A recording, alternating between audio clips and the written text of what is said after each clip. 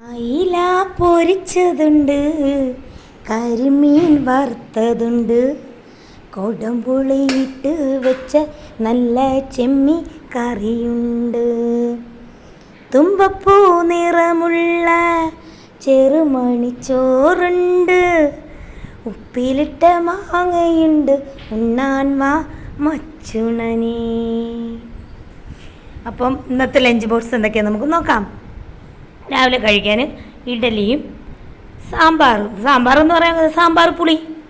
Okay, ഇനി എൻ്റെ മക്കൾക്ക് കൊണ്ടുപോകാനും ഇത് എൻ്റെ മൂത്ത മോക്ക് കൊടുത്തു വിടാൻ ലഞ്ച് ബോക്സ്. ഇത് ഒരു ശകലം മതി എൻ്റെ മൂത്ത മോക്ക് കൊടുത്തു വിടാനത് ലഞ്ച് ബോക്സ്. ഇനി അടുത്ത എൻ്റെ ഇക്കാക്ക്, അതായത് എൻ്റെ അസ്സിന് എൻ്റെ അസ്സിന് കൊടുത്തു വിടാൻ നട ചോറ് ഇച്ചിരി മതി കേട്ടോ. ചോറ് ഇക്കാക്ക് കൊടുത്തു വിടാൻ, പിന്നെ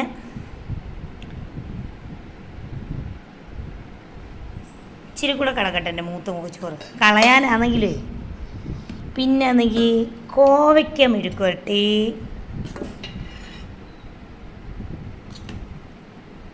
ഇക്കാക്ക് ഇച്ചിരി കോവയ്ക്ക മെഴുക്കുവരട്ടി വെച്ച്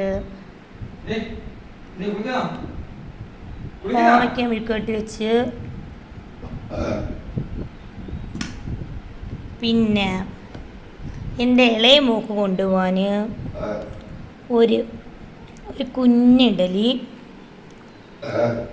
പിന്നെ എൻ്റെ ഇളയ മോക്ക് കൊണ്ടുപോകാൻ ഒരിത്തിരി സാമ്പാർ,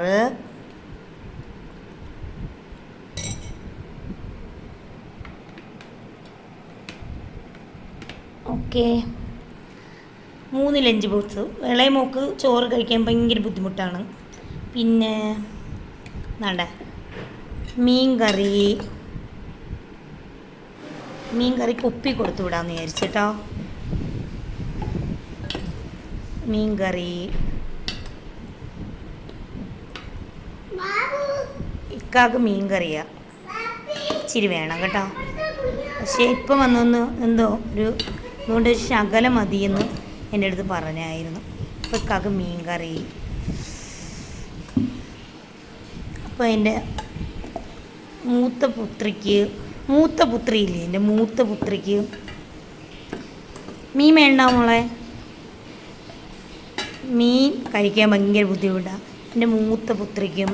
അപ്പോൾ മീൻ കറി ഇങ്ങനെ അങ്ങ് ഒഴിക്കാം. മീൻ കറി. അപ്പോൾ ഇന്നത്തെ ലഞ്ച് ബോക്സ് ഇത്രയൊക്കെ ഉള്ളൂ.